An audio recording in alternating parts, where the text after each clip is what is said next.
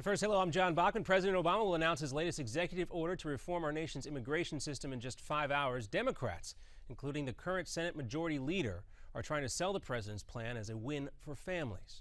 If we had it our way, President Obama would be signing a comprehensive immigration bill into law instead of an executive action. But we can't sit idly by, waiting for Republicans to act while homes are being broken up all across this nation. Meantime, Republicans are also reacting to the president's coming announcement. The next Senate Majority Leader, Mitch McConnell, had this to say.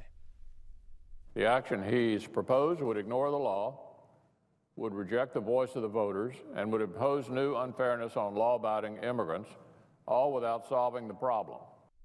Well, McConnell and other Republicans have cited the president's last move on amnesty, deferred action for childhood arrivals, or DACA, saying that it encouraged more young people to make the dangerous journey here to the U.S.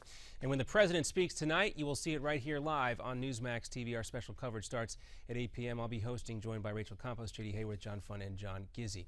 And for the first time, the head of the NSA publicly confirmed some of our worst fears about the possibility of a cyber attack. There shouldn't be any doubt in our minds that there are nation states and groups out there that have the capability to do that, to enter our systems, to enter those industrial control systems, and to shut down, forestall our ability to operate our basic infrastructure. Well, at a hearing on Capitol Hill today, Admiral Mike Rogers says the Chinese and one or two other states have the ability to launch a catastrophic cyber attack. Admiral Rogers also says U.S. adversaries regularly conduct electronic reconnaissance into those systems to learn more about them. Also on Capitol Hill today, officials from that Japanese airbag company tell a Senate committee that a national recall of their airbags is not necessary. A member of that committee, Senator Ed Markey, says the company is wrong.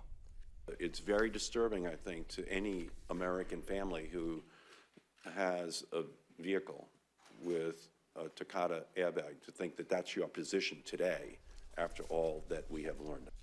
Well, the airbags were recalled after they inflated with too much force, causing metal shrapnel to fly out. At least 5 deaths are blamed on malfunctioning airbags. And the deadline for a deal with Iran on the nuclear program is just 4 days away. Secretary of State John Kerry says there is no extension of the deadline just yet. He is meeting with the American negotiating team today in Vienna. And Florida Governor Rick Scott is praising the actions of Tallahassee police after a gunman opened fire last night on Florida State's campus in the library, or outside of the library. The man has been identified as Myron May. He's an FSU graduate.